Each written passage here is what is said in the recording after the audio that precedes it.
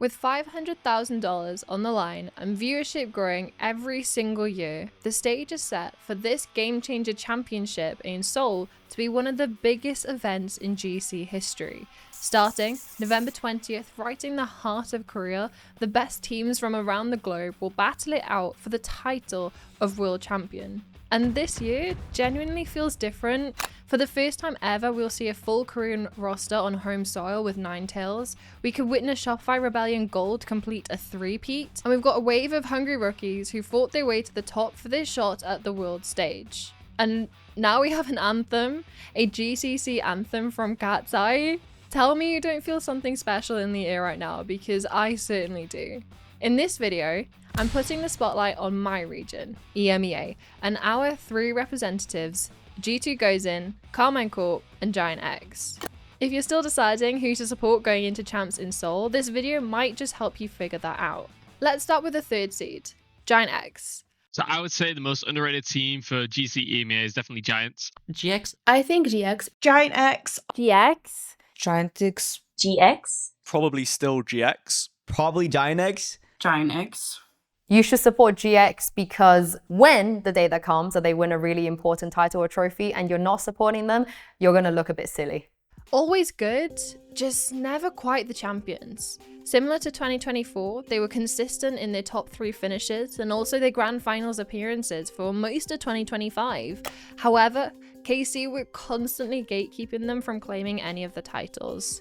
This year was chaos for GX. They made changes on every single split. On split 1, they brought Nami in as IGL, only for Ness to take the role in split 2. Then pre-split 3, they benched Smurfette and Nami in a desperate attempt to change things up once again. Despite this, they barely made playoffs in split 3, and bam, another blow. Sasette stepped back for personal reasons, a gut punch since she was a beast from her time in Twisted Minds and followed through into her time on GX. Smurfette had to go back in and Toki switched to a controller role. After all this, the fans were thrilled to see they were still able to gain a spot in the championship via circuit points. Now, with some time passed, without officials and no further roster changes, GX had the chance to solidify and stabilize their players and their respective roles ahead of Seoul. Let's meet the team that is absolutely packed with GCC experience. Ness, in a newly found role of IGL, she's able to balance her leadership role while also fragging and flexing agents alike. She also has been reunited with her dynamic duo of Smurfette, returning to the lineup with something to prove that she is still one of the most respected veterans in EMEA. Both her and Ness have already stood on the champ stage twice before, in Berlin 2022 and 2024. Eva provides reliability and depth as the former Falcons and BBL Sova expert, now showing flexibility across multiple roles and bringing deep international experience from Sao Paulo 2023 and Berlin 2024. Toki is another ex-Falcons player. She was initially brought in as the duelist, but now has shifted back into the controller role, which she played in her debut at Champs with Falcons, again, Berlin 2024. And last but not least, I'd like to highlight Sarah, the breakout star who's only been competing for 2 years. Just on her rookie year with G2, she snagged 3rd at Champs 2023 in Sao Paulo, and last year led her newfound GiantX squad as IGL to Berlin 2024 Champs. This split, she ditched Initiator and IGL duties for Viper Sentinel Flex, and a little dash of KO every now and then. And hey, her looks, chef's kiss, insanely consistent across multiple agents, splits, and even maps. She has a huge impact in every match, and when you consider the recent Initiator nerfs, great lurkers like her are going to become even stronger. GiantX will arrive as the survivors of EMEA. The only question is, will this version be ready? And with that, let's go to the second seed, Karmine Corp. I think Karmine Corp is the team that has the most pressure. Obviously, KC. KC. KC. For sure on KC's side. KC is probably the team with the most pressure. Probably KC. In terms of most to prove, definitely KC. If I had to put my money on one EMEA team to go the furthest at champs, it would be Karmine Corp, mon frère. If you're French and you don't support KC, then I don't know what you're doing. KC also have Glance, who in my opinion is one of the faces of our game. And also they're just really fun and they play great Valorant. So what's not to like? I'll be honest, before split 3, I would have said this year we were witnessing a one-team region, with KC being the undisputed queens. They really were that dominant. The roster was formed basically from scratch at the start of 2025, and they came in swinging. They won both Split 1 and 2 in EMEA. They dethroned G2, shut down GiantX's title hopes, and established themselves as a true contender of 2025. Split 3 didn't go their way, and yeah, not completing the clean sweep definitely stung, but headed into Seoul with 2 EMEA titles already in the bag, that's more than enough to have the Blue Wall fired up for their first ever GCC appearance. Let's talk about the lineup that dethroned G2 and made their own case for an EMEA reign.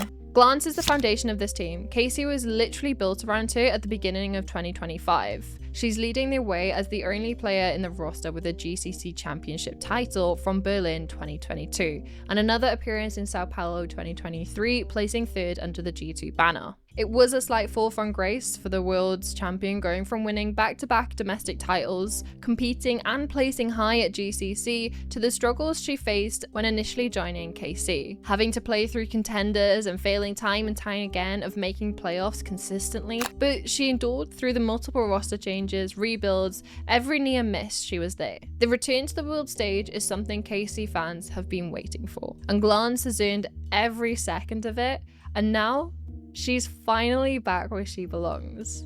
Then there's the mastermind GiantX, who took a role swap from flashes to controller in order to join this team, and yet she still seems to give her own tempo and personality in what usually is a passive role. Alkia in the role of duelist specialist, and she's no stranger to the global stage, having appeared at Champs 2023 in Sao Paulo with BBL. Safia, my favorite TAC operator using Cypher player, and after being 1 match away from attending the 2024 Berlin Champs with NASA, she is hungry, and I'm sure she will be taking the world stage by storm very soon. Anacelia, a contender for Rookie of the Year within EMEA, as she's just an absolute aimer with terrifying skill and consistency with utility usage on flasher agents, especially Breach. For the first time after multiple roster attempts in GC EMEA, KC step onto the world stage, and they're ready to prove that they've got what it takes to win the World Championship. With that covered, let's move on to the first seed, and of course, who other than G2 Gozen? Yeah, I'd have to say the team to beat is still G2. G2 has to be the team to beat. Still G2. G2. Definitely G2. G2. And the best team out there is G2 Gozen. My money is still on G2. G2 is obviously the team to beat. G2. Definitely G2. I think it's gonna be G2. I think the team with the most pressure on their shoulders. I would say G2 too, because they have to prove that this time is the right time with all the changes that they've made and stuff. You should support G2 if you like winning. So Glory supporters, do your thing. Yeah. G2 2025 story has honestly been a roller coaster. After their champs run in Berlin at the end of 2024, the team made a decision to part ways with ResQ. That choice changed the entire identity of the roster. Instead of continuing their classic 1 young duelist prodigy plus 4 experienced role players formula, G2 moved Vanya into the duelist role and brought in Nello, an experienced former KC and 10-star player. And, well, yes, Vanya performed. She was the 2nd highest rated player of stage 1, but the team as a whole just didn't quite click. And a 3rd place finish wasn't the standard G2 expects for themselves. Going into stage 2, things shifted yet again. Petra benched herself rather than trialing for the role swap to duelist, and G2 returned to their original formula. This is where Akita came in from Zerens, and Drew Spark joined as head coach. But it still wasn't instant magic. Without Petra, G2 finished 4th in stage 2. The crown was starting to slip. And for the first time in years, some Gozen fans started to doubt. It wasn't until just before stage 3 that everything finally locked in. Petra returned to the active lineup, Akita and Drew Spark were fully integrated, and G2 had finally regained their identity and the structure. However, there was a problem. They had gained very few circuit points across the year, and with the overperformance of Twisted Minds, G2 had to win stage 3. There was no backup plan, no LCQ, and no lifeline. They either win this trophy or they miss champs entirely. And it would be the very first champs G2 Gozen would miss. They made playoffs. They reached the LAN finals in Istanbul, and with everything on the line, they showed up. Because that's what G2 does on LAN, especially with the added benefit of the crowd and a double veto ban advantage. Redemption was secured, 3-0, and the first seed to Seoul. The roster that finally made it work, The one we'll see competing on the world stage is as follows. Akita, technically the least experienced player on the team, but you wouldn't know it from the grand finals or a performance during the split 3, is only her second year competing, and she's already stepping up on a championship qualification best of 5 series. Vanya is the undisputed fragger of EMEA. She has finished 8 splits as the highest rated player, and most of that was while playing smokes. She does not care what roles she's in, she's just locked. Amy is the elusive role demon. It feels like she's played everything this year, swapping to reveal to smokes and adapting gracefully through all the identity shifts, but now returns to her comfort of Sentinel. Mimi, truly the face of GC EMEA, again proving her versatility by embracing the double duelist meta and adjusting her playstyle for the team's needs, while also maintaining the IGL leadership position. The final piece is the world champion in Petra, one of the most accomplished GC players ever, and after probably the most turbulent year of her career, she comes into Seoul with something to prove. We should also mention the new head coach, Drew Spark. This is his first project, and within the GC space, you can really see his workings all over G2's quick stabilization towards the end of the year. And with all the interviews the girls do, always talking about how much they've grown and developed as players under him, you have to tip your hat. And if you saw the Yinsu post-win interview at Istanbul, you saw how much this means to him. So what does this one mean to you?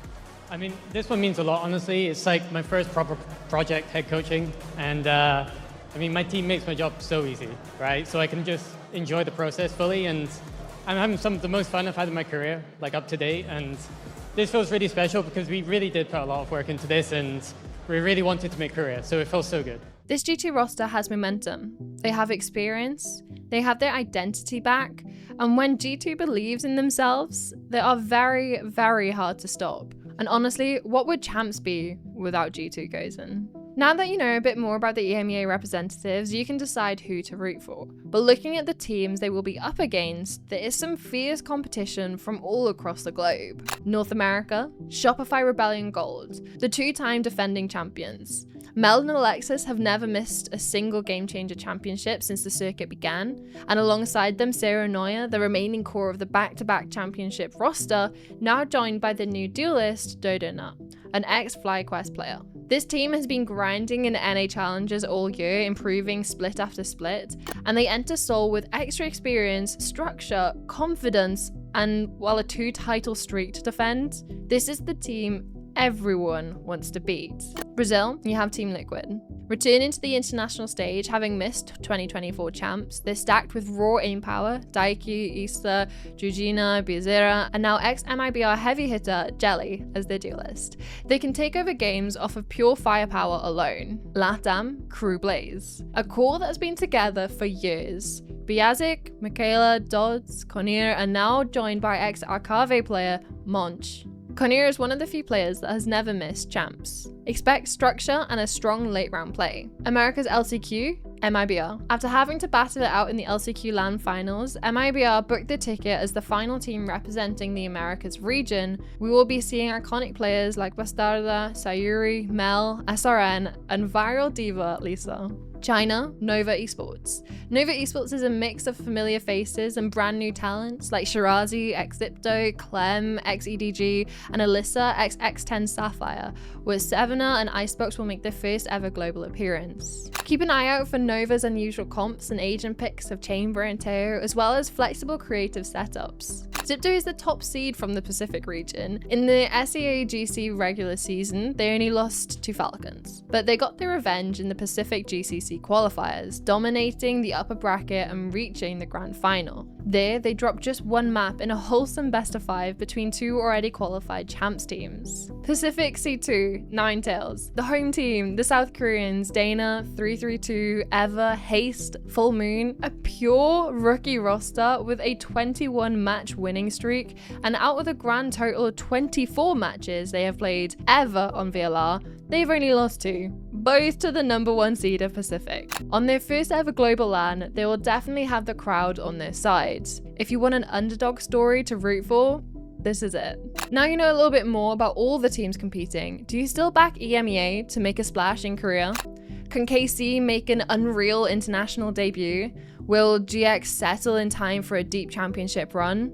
Or is this G2's full redemption arc for another GCC trophy? Whether they're returning veterans or stepping onto the stage for the very first time, these players are ready to play their hearts and soul out for the chance to call themselves world champions. The bracket has been set, preparations are coming to an end, and hype is only going up from here. These are my pick'ems, but let me know yours in the comments. Tell me who I've overlooked, who your dark horse is, and who you think is going to lift that trophy. Thank you guys for watching. Remember to like and subscribe and put your notifications on because I have an interview with Petra dropping in the next few days. We talked about expectations, pressure, and what your support really means to her. Otherwise, I'll see you in Seoul. I'm malfunctioning.